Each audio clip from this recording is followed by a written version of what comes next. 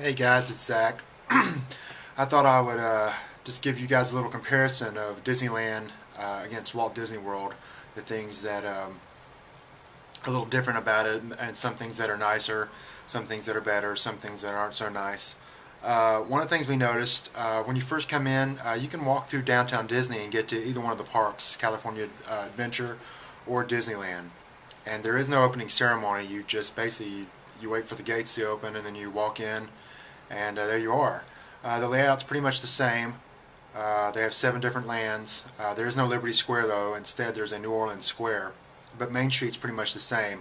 However, there's not so many kitschy souvenir shops. There's a little bit more stuff related back to Walt. And they've got a really cool magic shop. They got an art shop where you can purchase things that you find in the different attractions.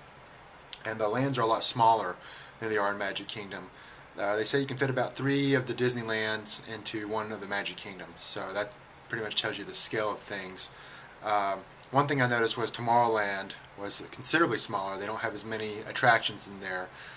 They don't have a Carousel of Progress. Instead, they have a thing called Interventions, which is a throwback to what's in Epcot, except it's basically Walt's home, what it would look like today with all the cool technology.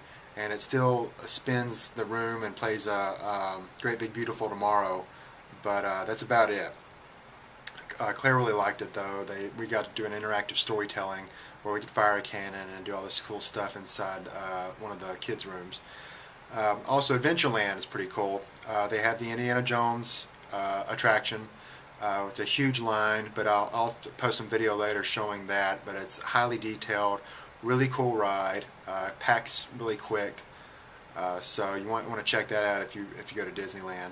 Also, Pirates of the Caribbean, which is normally in Adventureland at Walt Disney World, is in New Orleans Square.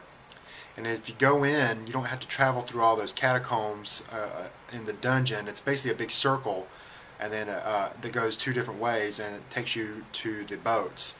The ride is a lot cooler than at Walt Disney World. It floats through a considerable longer point through a bayou, which goes right beside the Blue Bayou restaurant, and then you drop down 2 waterfalls before you actually go into the Pirates of the Caribbean ride.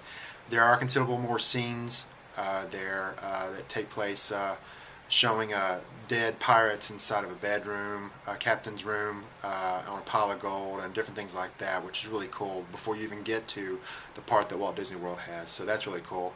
Also, the Haunted Mansion's different. It's located in New Orleans Square, and it's actually an old antebellum Southern mansion as opposed to the Dutch Gothic mansion you see in Liberty Square in Walt Disney World.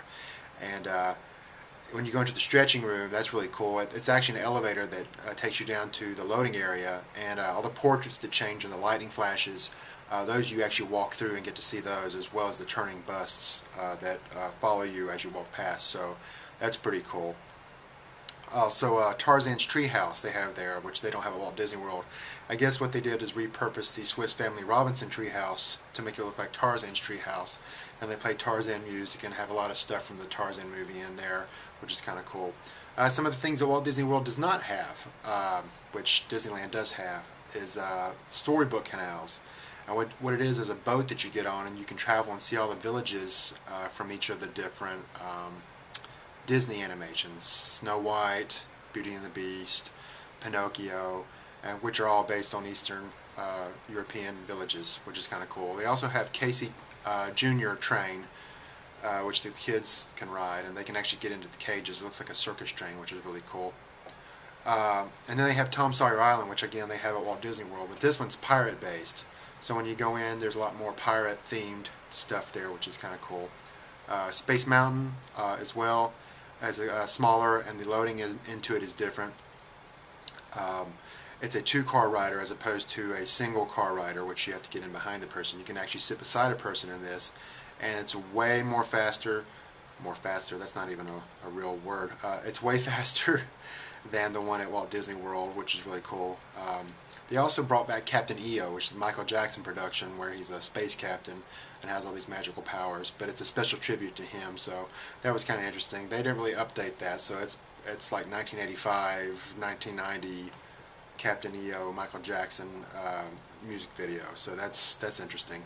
One of the coolest things though is the Matterhorn bobsleds, and that's basically a bobsled shaped roller coaster that rides on a rail through the Matterhorn, which is the mountain that they have at Disneyland. And there's a Yeti in that. He doesn't move, but he does light up. His eyes light up and he makes noises, and you see him about 3 times.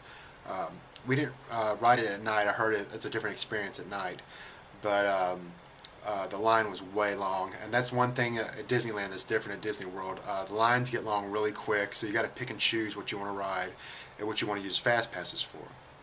Having said that, we also went to California Adventure, which is a California-themed theme park, and they have elements from the different parks at Walt Disney World, such as Epcot and Magic Kingdom, or I'm sorry, Animal Kingdom and Hollywood Studios. They do have the Tower of Terror there, which is a better ride. We had a lot of fun on that. It has a totally different show associated with it, pre-show, and the drops were a lot better. They do have It's Tough to Be a Bug, which is usually located in Animal Kingdom underneath the Tree of Life. Here it's just a Pixar section of California Adventure where you can view it, but it's the same show. And they also have a couple roller coasters which are kind of based on Coney Island's roller coasters, as well as a Ferris wheel, which I do not recommend if you're motion sick at all. I almost threw up on it, and they actually do have bark bags on there. So that's about it for now. If I think of anything else, I'll post another one of these blogs. Talk to you later.